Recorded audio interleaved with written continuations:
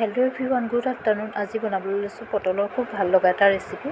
তাৰ বাবে মই বিলাহী, এটা পিঁয়াজ, কেইটামান নহৰু, আদা এইদৰে মিক্সিত মিহিকৈ পিচি লৈছোঁ।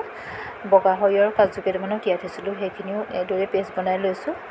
আনফালে মই আলু আৰু পটলখিনি এটা জোখত কাটি অলপ সময় ফ্ৰাই কৰি লৈছোঁ। একেখিনি তেলতে মই লং আৰু ডালচেনি দিছোঁ। লং ডালচেনি দিলে ইয়াৰ ফ্লেভাৰটো বহুত ভাল আহে।